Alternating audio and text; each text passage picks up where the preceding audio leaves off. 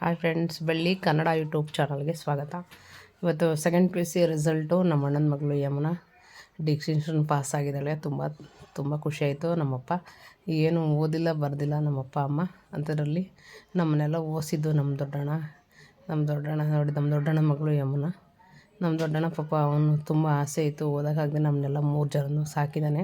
70 ರೂಪಾಯಿ ಕೂಲಿಯಿಂದನೂ ನಮ್ಮನ್ನು ಸಾಕಿದ್ದಾನೆ. ನಮ್ಮ ಅಮ್ಮನೂ ಪಾಪ ಅದು ಗದ್ದೆ ಕೆಲಸ ಎಲ್ಲ ಮಾಡಿ ನಮ್ಮನ್ನು ಸಾಕಿದ್ದಾರೆ.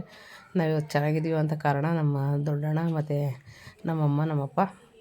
ಆಗೆಲ್ಲ ಡಿಸ್ಟಿಂಕ್ಷನ್ ಪಾಸ್ ಆಗೋದು ಎಜುಕೇಟೆಡ್ ಅವ್ರು ಆಗ್ತಿರು, ಎಜುಕೇಟೆಡು ಕೆಲಸದಲ್ಲಿ ಇರೋರು ಮಾತ್ರ ಅಂತಿದ್ರು. ಇಲ್ಲ ಫ್ರೆಂಡ್, ಕೂಲಿ ಗಾರೆ ಕೆಲಸದ ಮಕ್ಕಳುಗಳೇ ಡಿಸ್ಟಿಂಕ್ಷನ್ ಪಾಸ್ ಆಗೋದು. ನಮ್ಮಣ್ಣ ಗಾರೆ ಕೆಲಸ ಮಾಡ್ತಾರೆ, ಮೇಸ್ತ್ರಿ.